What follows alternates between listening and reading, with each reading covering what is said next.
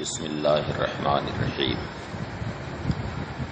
ثم ان کان الاوسط مع علیته للنسبۃ فی الذہن علۃ لها فی الواقع فلمی والا فانی۔ یہ قیاس برہانی کی تقسیم ہے۔ قیاس برہانی کی اصل میں دو قسمیں ہیں، لمی اور انی۔ مختصر میں دونوں کی تعریف یہ ہے کہ اگر علت سے معلول پر استدلال کیا جائے تو وہ قیاس لمی ہے، اور اگر معلول سے علت پر استدلال کیا جائے تو وہ قیاس انی ہے۔ مصنف نے اس کی تعریف یہ کی ہے کہ اکبر کی نسبت جو اصغر کی طرف ہوتی ہے ذہن میں، اگر حد اوسط اس نسبت کے لیے ذہن میں علت ہونے کے ساتھ ساتھ واقع اور نفس الامر میں بھی علت ہو تو وہ قیاس لمی ہے، اور اگر واقع و نفس الامر میں وہ علت نہ ہو، صرف ذہن ہی میں علت ہو تو وہ قیاس انی ہے۔ مصنف کہتے ہیں ثم ان کان الاوسط مع علیته للنسبۃ فی الذہن علۃ لها فی الواقع، پھر اگر حد اوسط ذہن میں نسبت کے لیے، یعنی اکبر کی جو نسبت اصغر کی طرف ہے اس نسبت کے لیے علت ہونے کے ساتھ ساتھ واقع میں بھی اس کے لیے علت ہو تو وہ قیاس لمی ہے۔ وَإِلَّا فَإِنِّي، ورنہ وہ قیاس انی ہے، یعنی صرف ذہن میں تو علت ہو اس نسبت کے لیے مگر واقع اور نفس الامر میں علت نہ ہو تو وہ قیاس انی۔ وَإِمَّا جَدَلِ يَتَأَلَّفُ مِنَ الْمَشْهُورَاتِ وَالْمُسَلَّمَاتِ، اور یا قیاس جدلی ہوگا۔ قیاس جدلی اس قیاس کو کہتے ہیں جو مقدمات مشہورہ اور مقدمات مسلمہ سے مرکب ہو، یعنی فریق مخالف کو جو مقدمات تسلیم شدہ ہیں ان سے جو مرکب ہو۔ اس قیاس کا مقصد عام طور سے مجادلہ ہوتا ہے، یعنی فریق مخالف کو خاموش کرنا اس کا مقصد ہوتا ہے۔ تو ظاہر سی بات ہے کہ اگر قیاس کی بنیاد مقدمات مشہورہ سے ہو یا ان مقدمات سے ہو جو فریق مخالف کو تسلیم ہیں، تو اس صورت میں فریق مخالف خاموش ہو جائے گا، اور یہی مجادلہ کا مقصد ہوتا ہے۔ وَإِمَّا جَدْلِي يَتَأَلَّفُ مِنَ الْمَشْهُورَاتِ وَالْمُسَلَّمَاتِ، اور یا قیاس جدلی ہوگا جو مقدمات مشہورہ اور مسلمہ سے مرکب ہو۔ وَإِمَّا خطابی، اور یا قیاس خطابی ہوگا۔ يَتَأَلَّفُ مِنَ الْمَقْبُولَاتِ وَالْمَظْنُونَاتِ، قیاس خطابی وہ ہے جو مقدمات مقبولہ یا ان مقدمات سے مرکب ہو جو مظنون ہو، یعنی یقینی نہ ہو، ان کی بنیاد ظن پر۔ وَإِمَّا شِعْرِي يَتَأَلَّفُ مِنَ الْمُخَيَّلَاتِ، اور یا قیاس شعری ہوگا۔ قیاس شعری وہ ہے جو مخیلات سے مرکب۔ وَإِمَّا سَفْسَطِي يَتَأَلَّفُ مِنَ الْوَهْمِيَّاتِ وَالْمُشَبَّهَاتِ، یا قیاس سفسطی ہوگا جو وہمیات سے مرکب ہو۔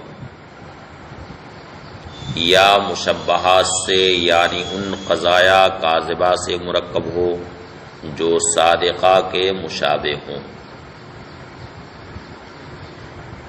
شرح میں کہتے ہیں ثم القیاس البرہانی علی قسمین، پھر قیاس برہانی کی دو قسمیں، لمی امی، لأن الحد الاوسط لا بد له من ان يكون علة لنسبة الاکبر الى الاصغر فی الذہن، اس لیے کہ حد اوسط کے لیے ضروری ہے کہ ذہن میں اصغر کی طرف جو اکبر کی نسبت ہے اس کے لیے علت۔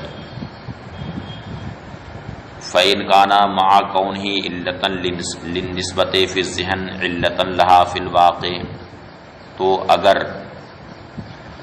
ذہن میں اس نسبت کی علت ہونے کے ساتھ ساتھ واقع میں بھی اس نسبت کے لیے علت ہو، فالقیاس لمی، تو وہ قیاس لمی، لدلالتہ علی ما ہوا لم الحکم وعلتہ فی الواقع، اس قیاس کو لمی اس وجہ سے کہا جاتا ہے کہ یہ قیاس اس پر دلالت کرتا ہے جو حکم کی لم ہے اور واقع میں اس کی علت، کا قولنا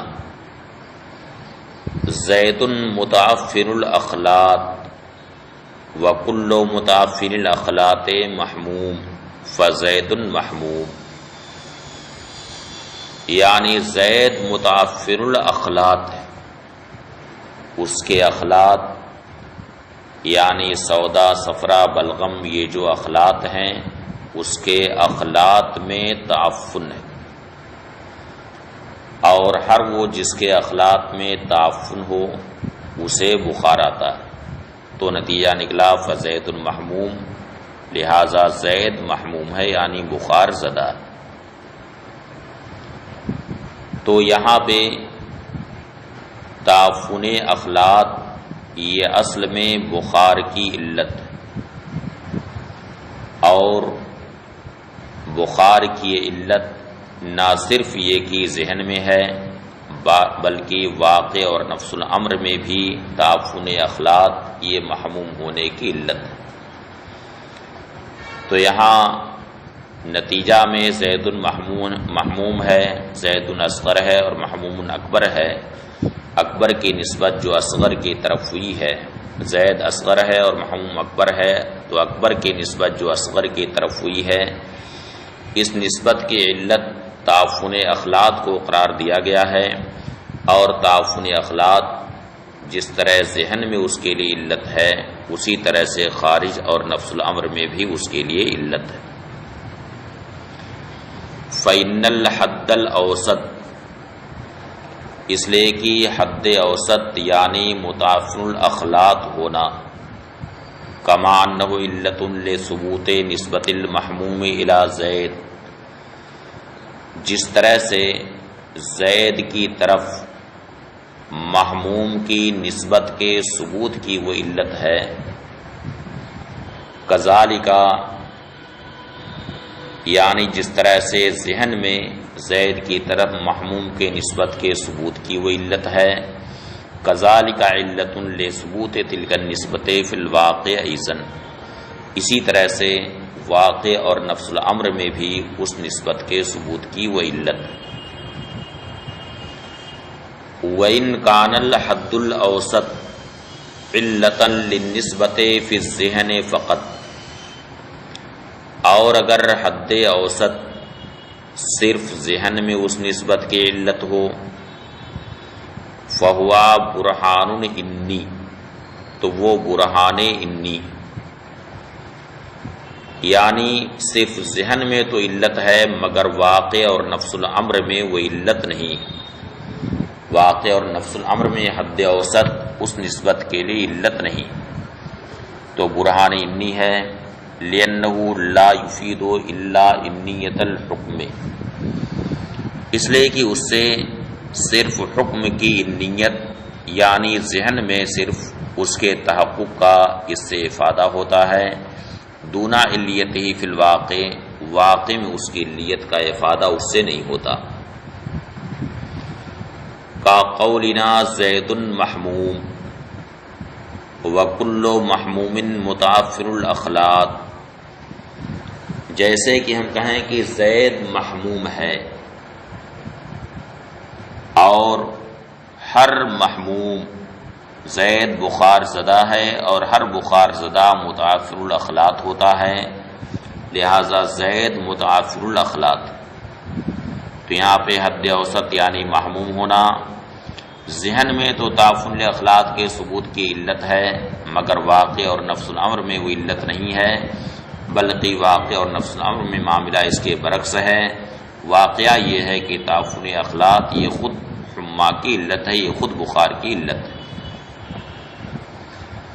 فَإِنَّ الْحَدَّ الْأَوْسَطَ وَهُوَ محموم، اس لیے کہ حد اوسط یعنی محموم ہونا علت لثبوت تعفن الاخلاق فی الذہن، ذہن میں تعفن اخلاق کے ثبوت کی وہ علت ہے، ولیس علتا لہ فی الخارج، اور خارج میں اس کے لیے علت نہیں ہے، بل الامر بالعکس، بلکہ خارج میں معاملہ اس کے برعکس۔ فالحاصل ان الاستدلال بالعلت الخارجیت علی المعلول یقال له البرہان اللمی، والاستدلال بالمعلول علی العلت یقال له البرہان الانی۔ تو حاصل یہ ہے کہ علت خارجیہ کے ذریعہ معلول پر جو استدلال ہوتا ہے اس استدلال کو برہان لمی کہا جاتا ہے، اور معلول سے علت پر جو استدلال ہوتا ہے اسے برہان انی کہا جاتا ہے۔ والقیاس الجدلی هو الذی یتألف من المشہورات والمسلمات، قیاس جدلی وہ ہے جو مشہورات اور مسلمات سے مرکب۔ والمشہورات ہے القضاء التي تشتہر فیما بین الناس، مشہورات وہ قضایا ہیں جو لوگوں کے درمیان مشہور ہوتے ہیں، کا قولنا، جیسے کہ ہمارا قول العدل حسن والظلم قبیح، جیسے کہ ہمارا قول کہ انصاف اچھا ہے اور ظلم قبیح ہے، یہ قضایا مشہور ہے۔ والمسلمات ہی القضاء التي يقبلها الخصم، مسلمات وہ قضایا ہیں جن کو خصم قبول کرتا۔ یہاں لقصد الافہام لانے کی کوئی ضرورت نہیں ہے، بلکہ یہ تو قیاس جدلی کا مقصد ہوتا ہے، اس کی غرض ہوتی ہے کہ یہاں پر فریق مخالف کو محض خاموش کرنا مقصد ہوتا ہے، باقی اظہار حق و ثواب یہاں پر مقصد نہیں ہوتا۔ کا تسلیم الفقہا مسائل اصول الفقہ، جیسے کہ فقہا اصول فقہ کے مسائل کو تسلیم کرتے ہیں۔ والغرض منہ اقناع القاصر عن درک البرہان، اور اس کا مقصد یہ ہوتا ہے کہ جو برہان کے ادراک سے قاصر ہوتا ہے اسے مطمئن کرنا مقصد ہوتا ہے، اسے خاموش کرنا مقصد ہوتا ہے۔ والقیاس الخطابی ہوا ما یتألف من المقبولات والمظنونات، قیاس خطابی وہ قیاس ہے جو مقبولات اور مظنونات سے مرکب۔ والمقبولات هي القضايا الماخوذة ممن يعتقد فيه، مقبولات وہ قضایا ہیں جو ایسے شخص سے اخذ کیے گئے ہوں جن کے بارے میں حسن اعتقاد، جیسے کسی عالم سے اخذ کیے گئے ہوں مقدمات یا کسی ولی سے اخذ کیے گئے ہوں۔ والمظنونات هي القضايا التي يحكم بها العقل حكما راجحا غیر جازم۔ مظنونات وہ قضایا جن میں عقل حکم راجح لگائے جو جازم نہ ہو، یعنی دونوں پہلوؤں میں سے ایک پہلو کا رجحان ہوتا ہے جس میں جزم و یقین نہیں ہوتا ہے، بلکہ ایک پہلو راجح ہوتا ہے، دوسرا پہلو مرجوح ہوتا ہے۔ طرف راجح کو ظن کہا جاتا ہے اور طرف مرجوح کو وہم کہا جاتا ہے۔ کا قولنا، جیسے کہ ہم کہیں کل حائط ینتصر منہ التراب فہو ینہدم، یعنی ہر وہ دیوار جس سے مٹی بکھر رہی ہو، جھڑ رہی ہو، وہ منہدم ہو جاتی۔ تو یہاں پر انہدام کا جو حکم لگایا گیا یہ قطعی اور یقینی نہیں ہے، بلکہ محض ظن پر یہ حکم مبنی، یعنی گمان غالب یہ ہے کہ وہ دیوار منہدم ہو جائے گی۔ وَزَيْدٌ يَطُوفُ بِاللَّيْلِ فَهُوَ سَارِقٌ، اور مثلا کوئی کہے کہ زید رات میں ادھر ادھر کا چکر لگاتا ہے لہذا وہ چور ہے، تو رات میں محض ادھر ادھر گھومنے کی وجہ سے چور ہونا کوئی ضروری نہیں ہے، بلکہ زیادہ سے زیادہ یہ چیز ظنی ہو سکتی ہے۔ والغرض منہ ترغیب الناس فیما ینفعہم من تہذیب الاخلاق وامر الدین والدنیا، اور قیاس خطابی کا مقصد لوگوں کو اس کی ترغیب دینا جو ان کے حق میں نفع بخش، یعنی تہذیب اخلاق، دین و دنیا کے معاملات، کما یفعلہ الوعاظ والخطبہ، جیسا کہ واعظین اور خطبہ یہ کام کرتے ہیں۔ القیاس الشعری ہوا ما یتألف من المخیلات، قیاس شعری وہ قیاس ہے جو مخیلات سے مرکب۔ والمخیلات هي القضايا التي لا تذعن بها النفس، مخیلات وہ قضایا ہیں کہ نفس ان کا اذعان نہیں کرتا، ولیکن تنبسط منہا او تنقبض، لیکن ان قضایا سے دل میں انبساط ہوتا ہے یا انقباض ہوتا ہے، یعنی دل یا تو اپنے اندر فرحت محسوس کرتا ہے، انبساط محسوس کرتا ہے، یا پھر انقباض محسوس کرتا ہے۔ والغرض من هذا القسم الترغیب والترہیب، اس قسم سے مقصود ترغیب اور ترہیب ہے، یعنی رغبت دلانا یا خوف دلانا۔ مثلا اذا قیل، مثلا جب کہا جائے عینہ نرجس وخدہ ورد، اس کی آنکھ نرگس ہے اور اس کا رخسار گلاب، تو یہ سب سن کر کے دل اپنے اندر فرحت و انبساط محسوس کرے گا۔ فالنفس تنبسط عند ذلک، تو اس وقت طبیعت میں انبساط پیدا ہوگا۔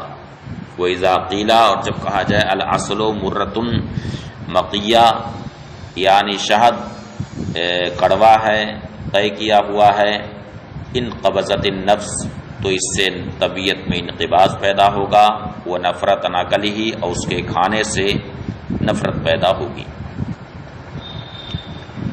والقیاس السفسطی ما یتألف من الوہمیات والمشبہات، قیاس سفسطی وہ ہے جو وہمیات اور مشبہات سے مرکب ہو۔ الوہمیات ہے القضایا الکاذبہ التی یحکم فیہا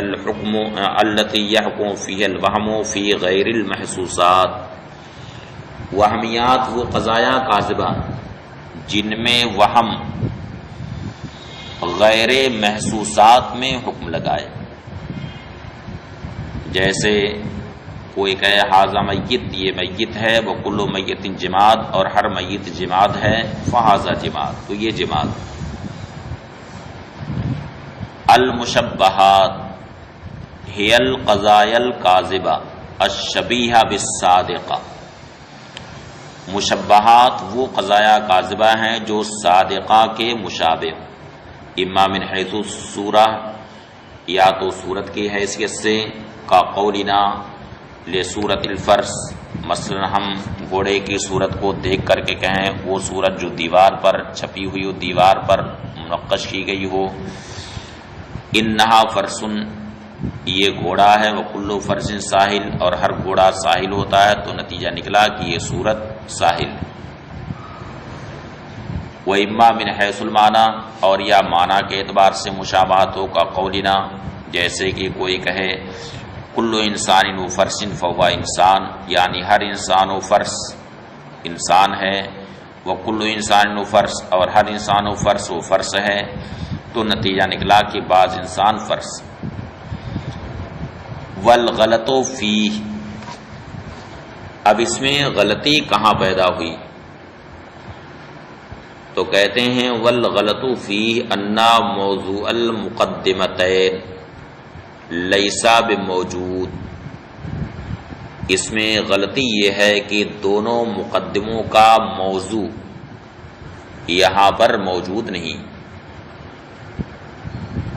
اذ لیسا شیء یصدق علیہ انہ انسان و فرس، اس لیے کہ کوئی بھی ایسی چیز نہیں ہے جس پر بیک وقت انسان اور فرس دونوں صادق آئے، اس کا کوئی مصداق نفس الامر میں نہیں۔ تو یہ غلطی یہیں سے پیدا ہوئی کہ صغرا اور کبرا دونوں کا جو موضوع ہے وہ موضوع نفس الامر میں موجود نہیں۔ تو اس طرح کے قیاس کو قیاس سفسطی کہا جاتا ہے۔ تو قیاس سفسطی کی بنیاد دو قسم کے مقدمات پر ہوتی ہے، یا تو خالص وہمیات پر اس کی بنیاد ہوتی ہے، یا ان قضایا پر اس کی بنیاد ان قضایا کاذبہ پر اس کی بنیاد ہوتی ہے جو صادقہ کے مشابہ ہو۔ اب یہ بحث یعنی اس فن کے مباحث اب یہیں پر مکمل ہوئے۔ اب اخیر میں مصنف نے خاتمے کے عنوان سے اجزاء علوم کی بحث رکھی۔